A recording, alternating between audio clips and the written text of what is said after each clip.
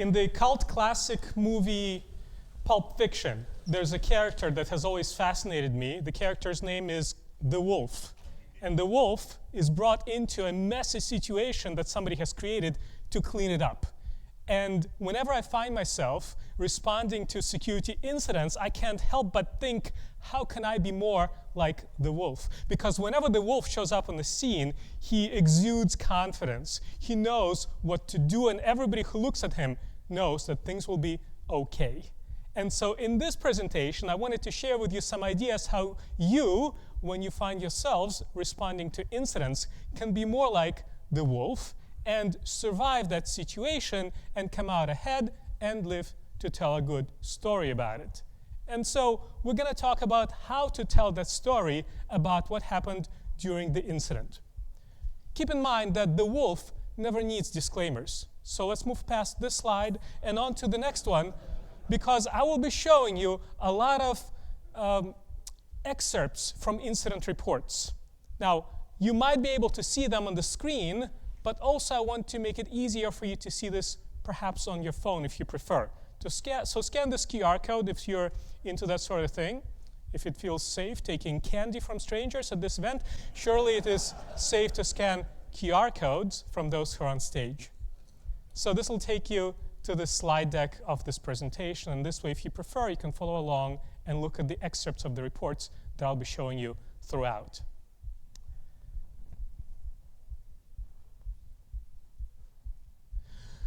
So, you are involved in responding to a security incident. You're helping out, and at the end of the incident, you are in the position to tell the story, what happened. Your report will tell the story of what happened. And let's start thinking about your goals for this report. Why are you writing anything about what happened? Well, your goals probably include informing your colleagues or your clients about the situation. What happened, what you did about it. You probably also want to address the concerns that people in the organization have regarding the risks that led to the security incident, and you also want to make sure that people are confident that the right things have happened, presumably because they did happen. You want people to be confident in your ability to handle this situation. And of course, you want to highlight opportunities for improvement. As the saying goes, never let a good incident go to waste. You want to make sure that the organization learns from this situation. So those are your objectives typically. How do you create a report that allows you to meet your objectives? Well, here's the key, and it's deceptively simple. To succeed with your goals, you need to present your thoughts in a written form on your readers' terms. I say it slowly so that it sounds important, and that's because it is. You need to understand what your readers want from this report. So before you write anything down, you need to decide what information is appropriate for your audience. What details support the key message that you're trying to share with your readers, and perhaps even more importantly, what information should you not include in your report? Because we know that our readers have limited time, limited attention span. So the less we include, the more likely the reader will pay attention to that which you actually included in your report. And sometimes that can be quite tricky. There's a phrase that's misattributed to all sorts of famous people, sometimes Mark Twain or other famous people like Benjamin Franklin. The phrase goes, I didn't have time to write a short letter, so I wrote a long one instead. It's because it does take extra effort and energy to write succinctly. And those are some of the things that we'll be talking about in this presentation. So, we need to think in terms of the reader of your report. You are the incident handler, or perhaps you're the person who is helping create a report that tells the story about the incident. You've got your own objectives. You need to think like the reader. But it's hard. It's hard to empathize with other people. If we could empathize with other people, well, all sorts of problems in this world probably would just go away. The good news, unfortunately, in the context of incident response, is that you yourself as a consumer have probably been on the receiving end of messages that tell you about a security incident that impacted you. As a consumer of online services, you probably received notices that tell you that unfortunately there was a breach and some information about you was stolen. So what information do you, as a reader of such a notice, want to see in such a report?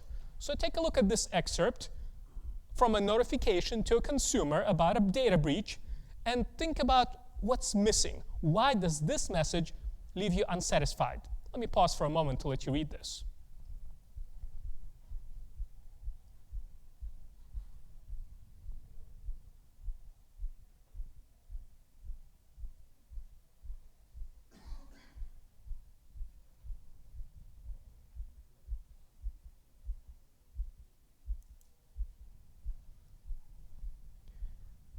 If this is the gist of the incident report that you're looking at, this should leave you deeply unsatisfied. First of all, there's the trigger phrase for many of us: we take your security seriously, or a variation of it. But ultimately, it doesn't tell you much about what happened. You probably are wondering, well, what data was at risk? Was it my name? Was it my financial details, my social security number? You probably want to know, but why? Why did it happen? I entrusted you with this information. Did you do something wrong? Are you going to admit it? Have you learned from this situation? What's to prevent this thing from happening again? So this is just a quick example of how you can place yourself into the mindset of your reader and try to anticipate what do they want to know about the incident. Because we have all been readers of incident reports in one shape or another.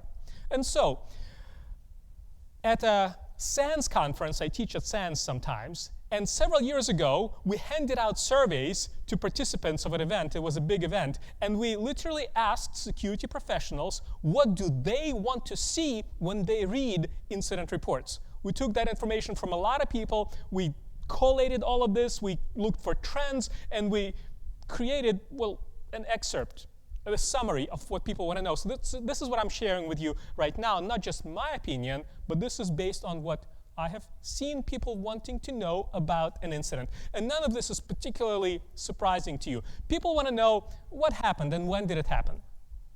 People want to know why did it happen, or what is the root cause. People want to know what was done and what still remains to be done, and ultimately what lessons do we want to learn. So it sounds simple enough, but the details behind these simple questions, well, they can be a little bit tricky. But this is what you need to understand and then include the right information in the report. If you include the right information in the report, people will be satisfied when they read it and ultimately will think highly of you and allow you to achieve your own objectives while you're communicating with your readers. So let's dig into some of these questions. The first question I presented to you is that people want to know what happened and when. And what that means is they want to know when did the incident happen, the time span, the time zone. They want to know which IT resources were at risk. And here's something that was a bit surprising to me when I first thought about this. Not just which IT resources were at risk when the security incident happened, but also which business processes were affected by it. And this is quite hard.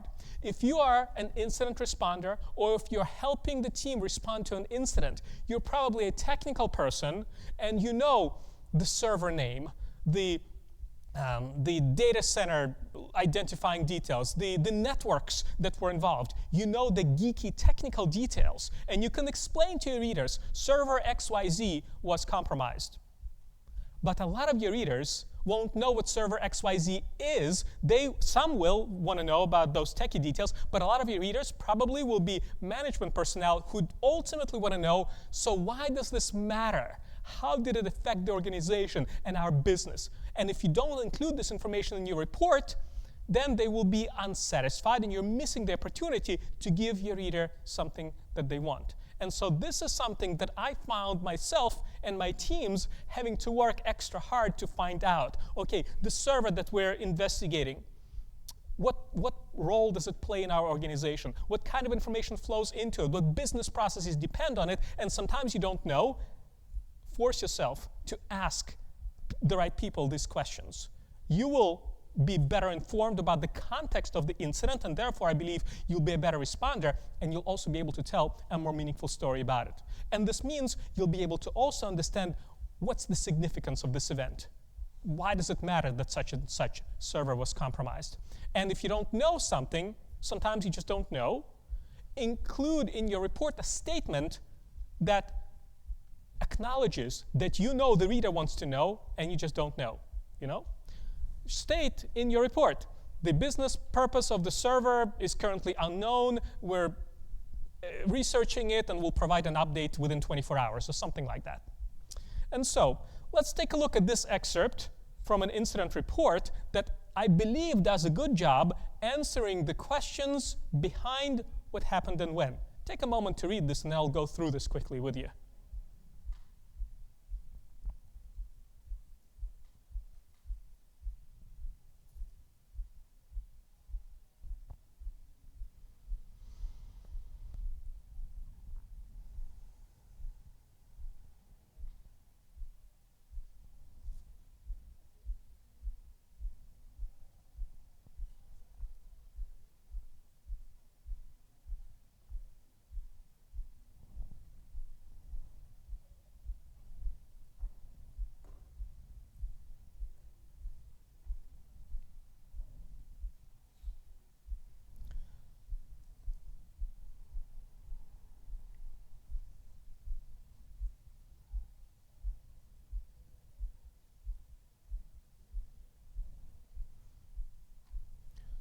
So does this excerpt do a reasonable job explaining what happened and when?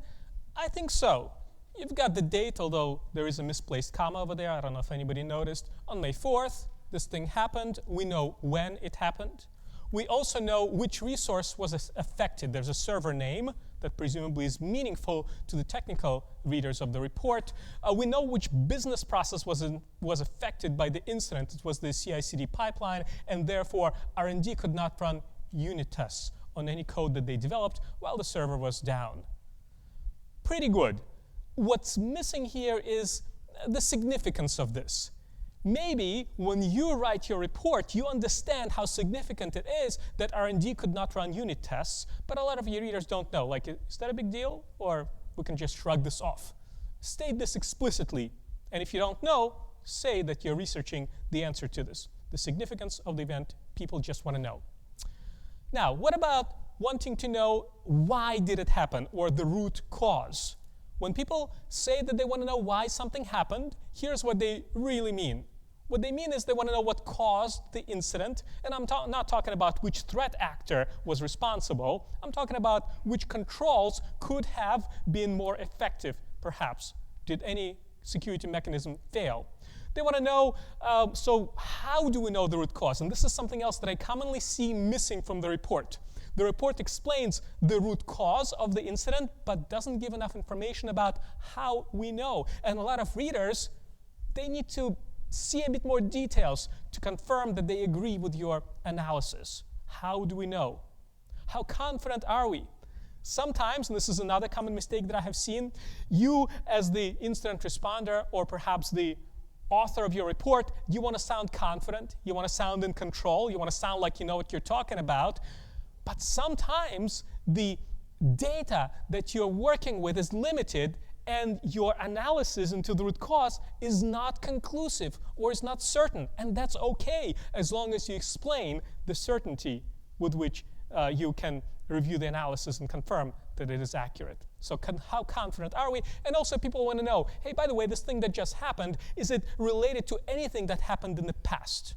That's another opportunity for you to provide some value in your report. And so in the previous example that I showed you, it said something about the vulnerability that led to the malicious access to the server.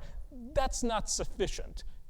To explain the root cause, you would need to say not just the vulnerability, but which vulnerability and why, perhaps, it was present on the system. So take a look at this, perhaps a continuation of the report that you just saw that does a reasonable job explaining the root cause. Let me pause for a moment to let you read this.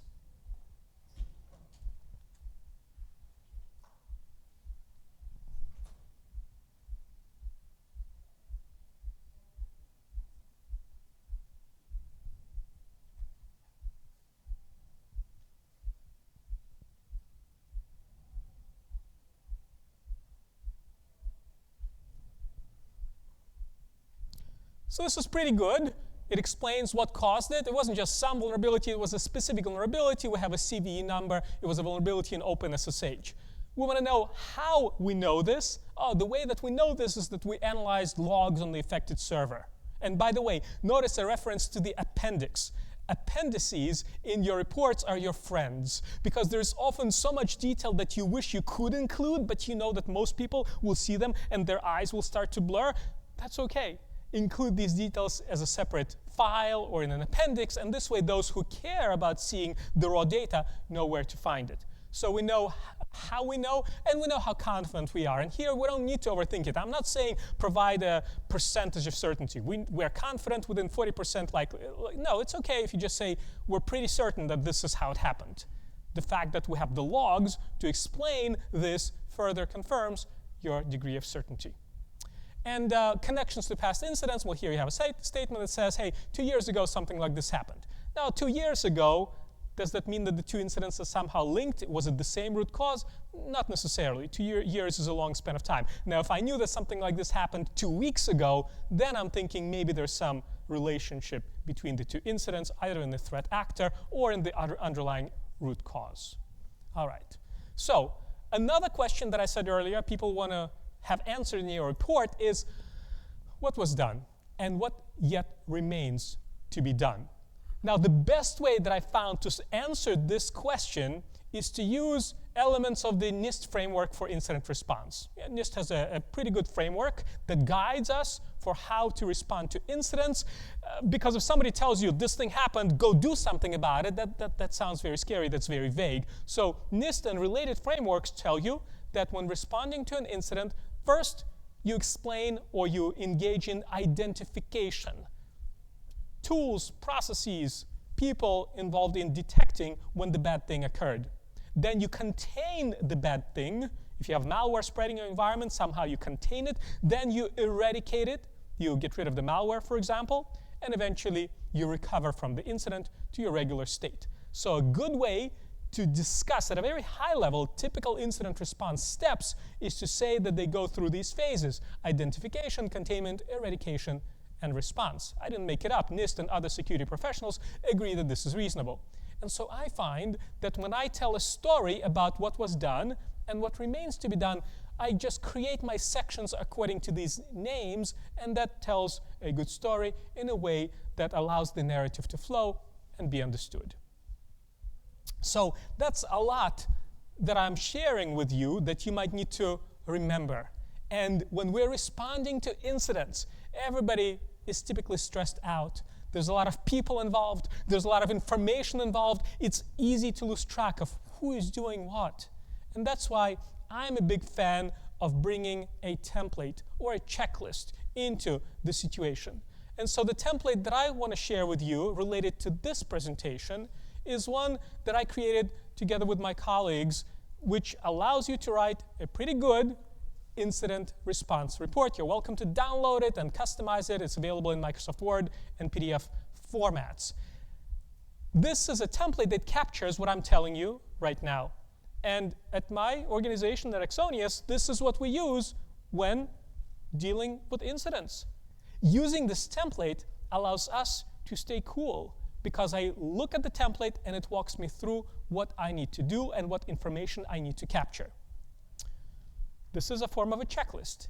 And so not only do I recommend that you consider using this template for your reports, this can be also a part of your incident response plan. You look at your template, you know what needs to happen, in which order, what information you need to capture, which stakeholders you need to communicate with to get the right data available to you. And maybe this is how you maintain your rough draft of gathering all the details and then share it with the right stakeholders, perhaps as a more formal report.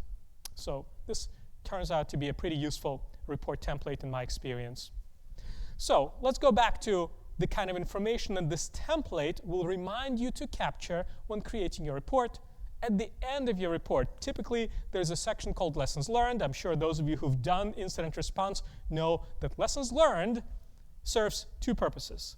One, it convinces the management of the organization that we're we're learning something from this. So this was a bad situation. It was stressful. It put the organization at risk. Maybe it had other negative repercussions. But at least we have learned something from this experience.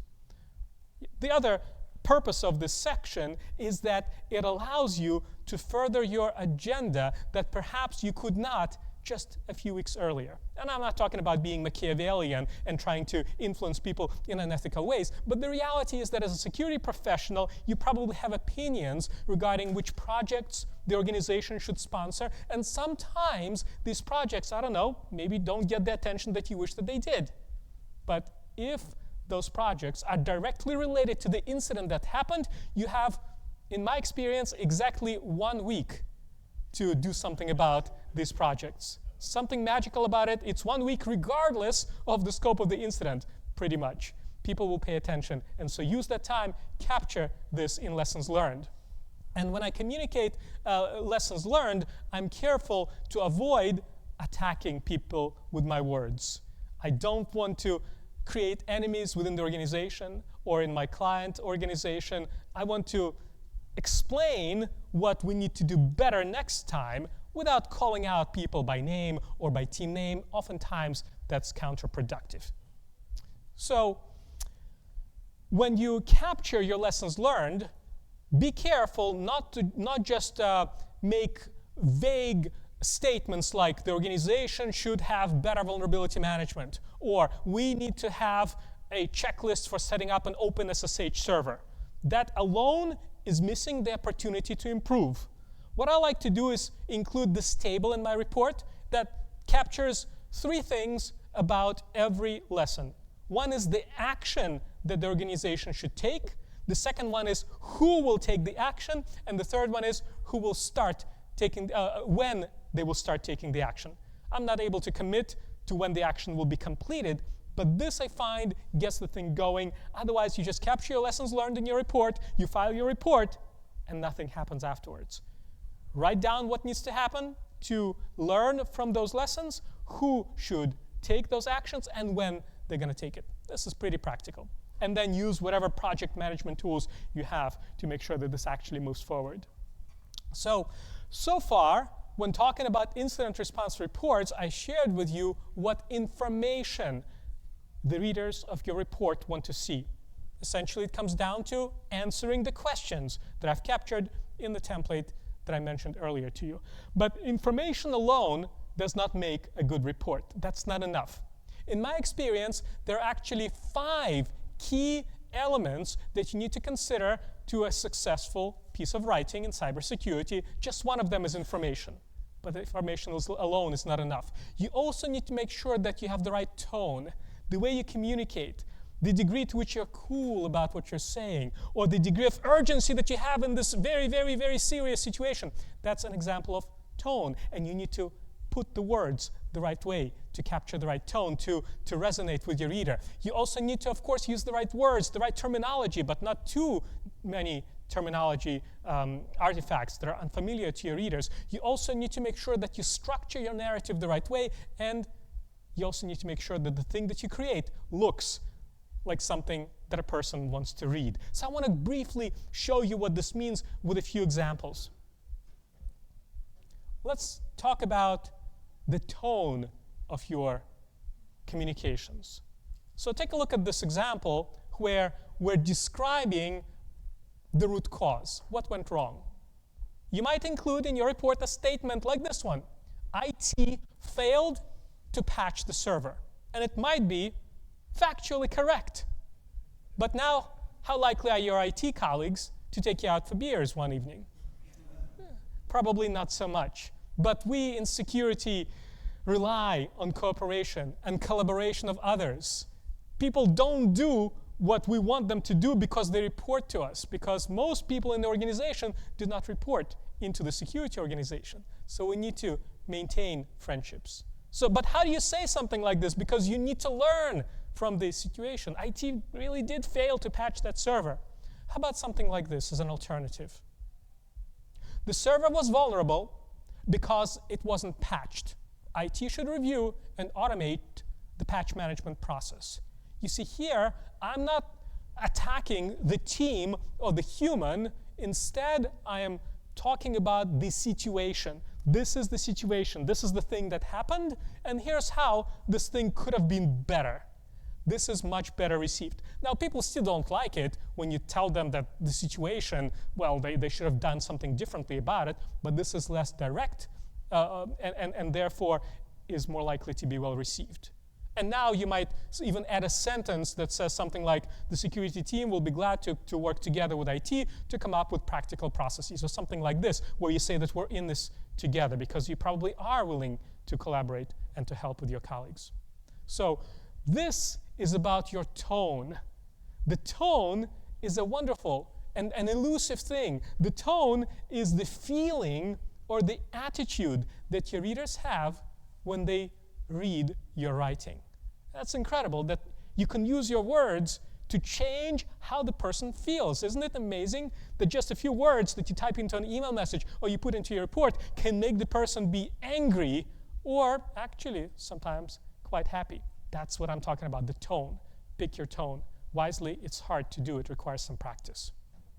Now, the next thing that I want to discuss with you is how to pick the right words to include in your report.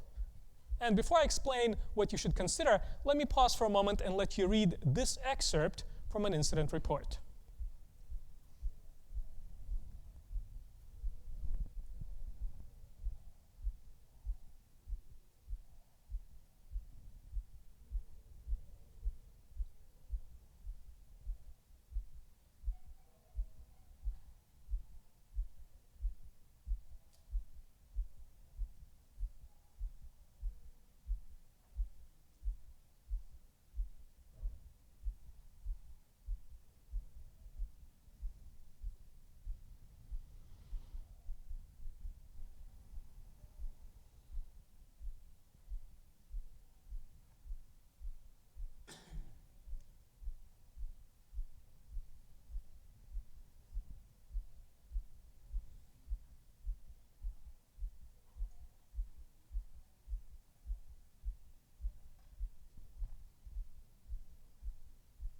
There's a bunch of issues here.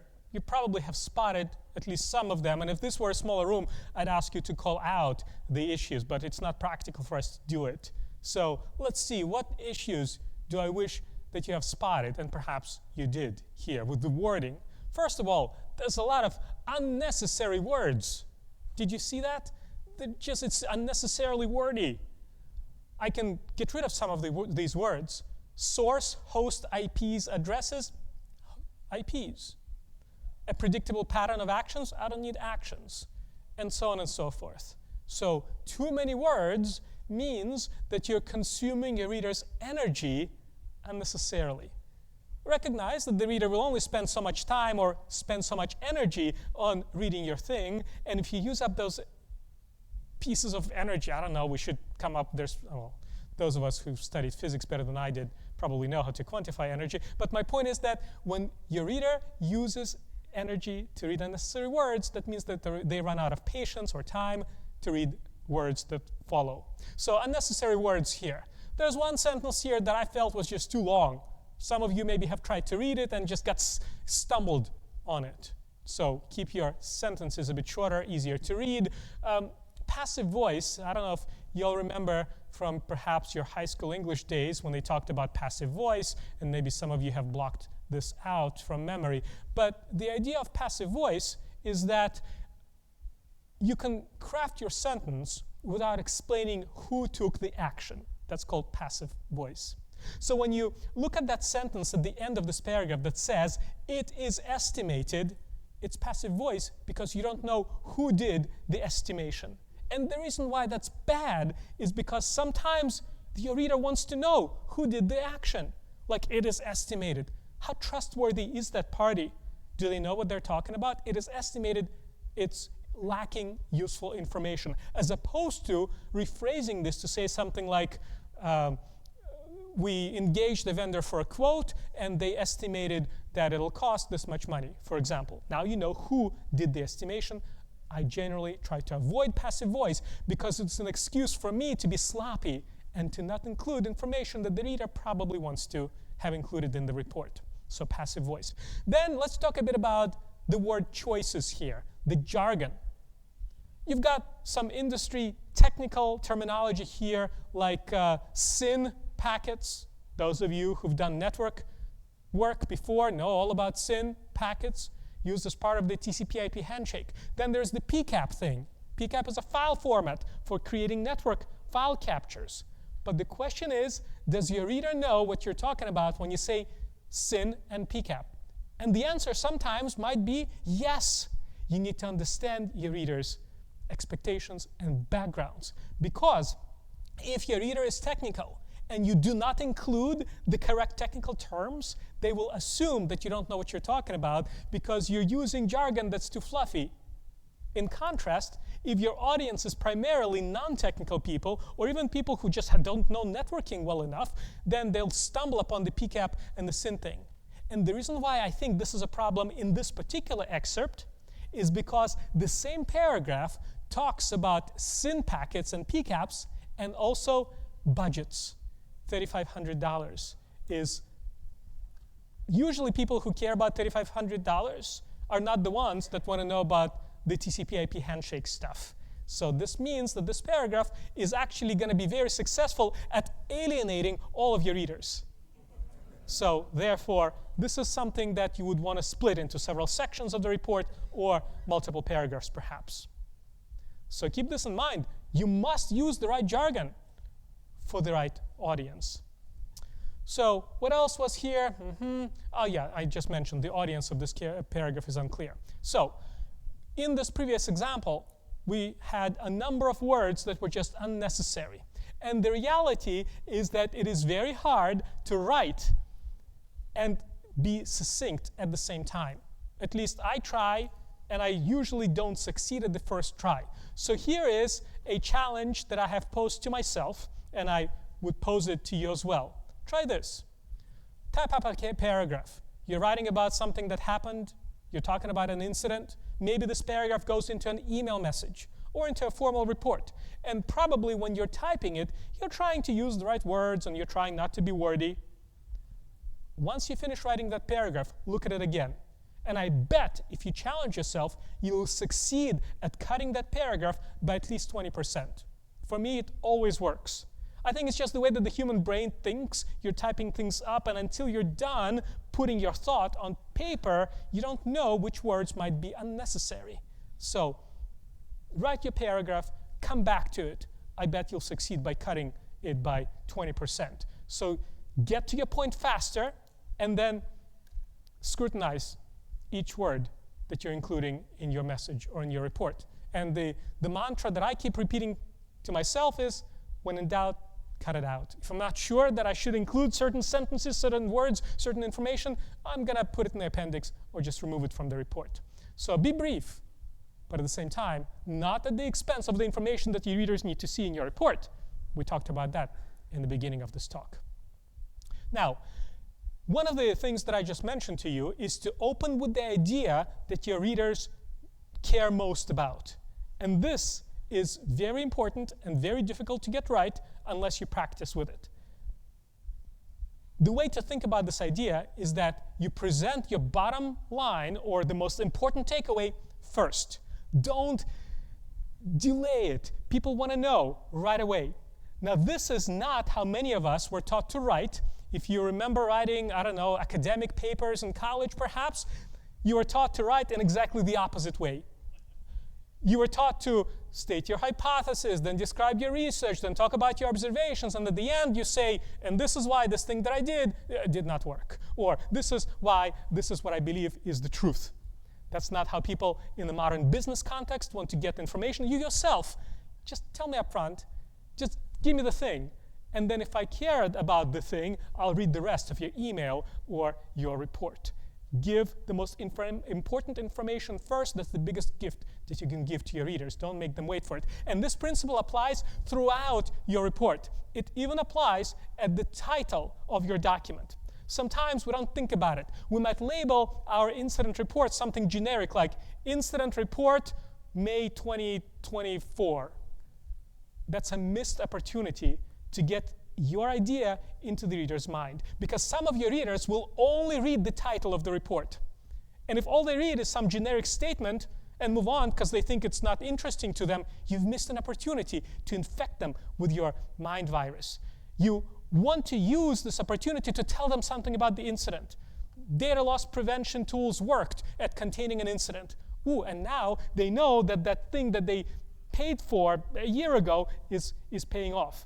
Or firewall misconfiguration led to unexpected access to the environment. Again, use the title as an opportunity to sneak your idea into your reader's mind. The same thing about section headings in your report.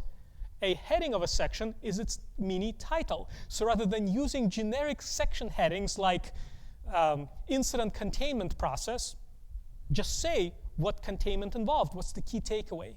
And similarly, the first sentence of your paragraph should be its summary.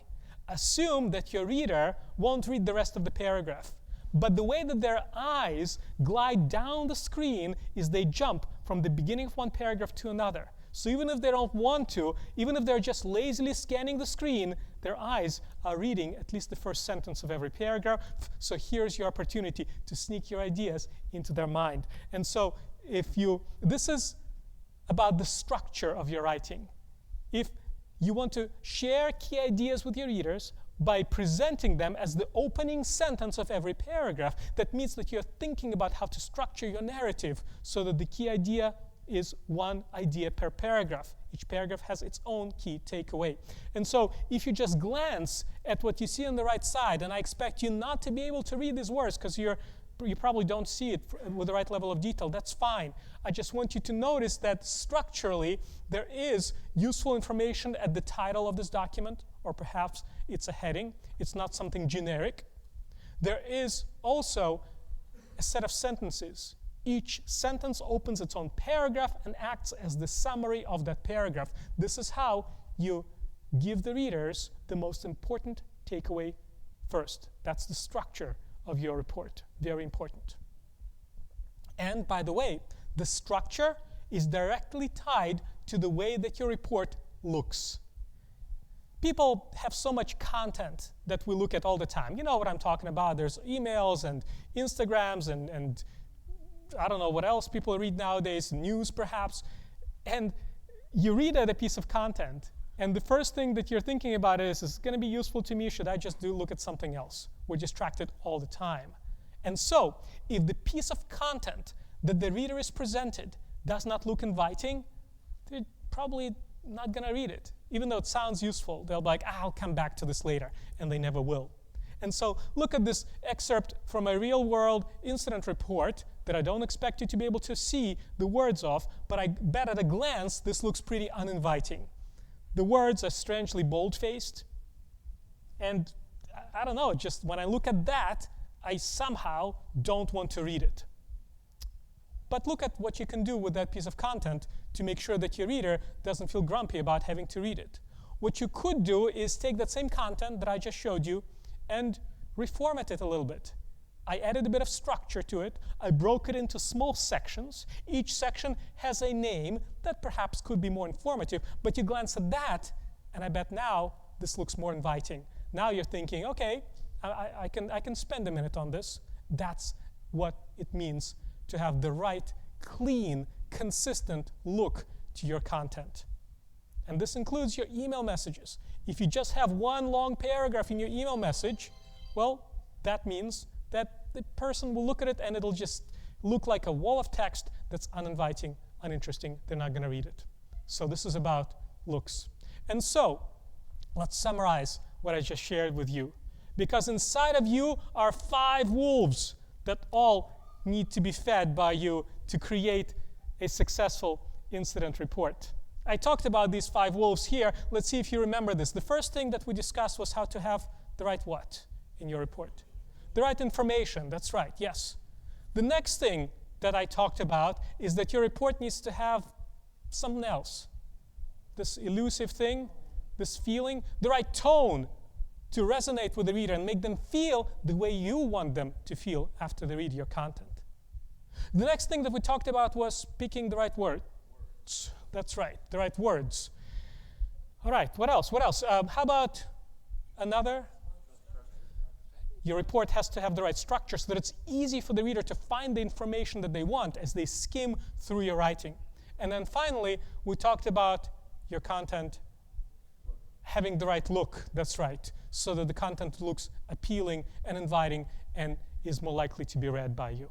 So if you think about these 5 aspects of your writing, then you will do very well. Now, it's hard to remember all of this, which is why I shared with you a template for an incident report, and here's a link to it as well. Again, if you want to download it and experiment with it, this makes sure that you capture the right information about the incident and gives you a reasonable structure for capturing your story. But what about the other aspects of your writing? I also prepared a cheat sheet that you're welcome to download from my website that reminds you some of the things that I just shared with you. And then also, if you want to know more about this, I recorded a video on YouTube that captures my thoughts on the top 10 most common mistakes that I've seen in cybersecurity writing. If you want to keep learning about being better writers of cybersecurity content, you might find that video useful. And that's all that I have to share with you. Thank you very much. If you want to talk about this, reach out to me online or talk outside the conference room.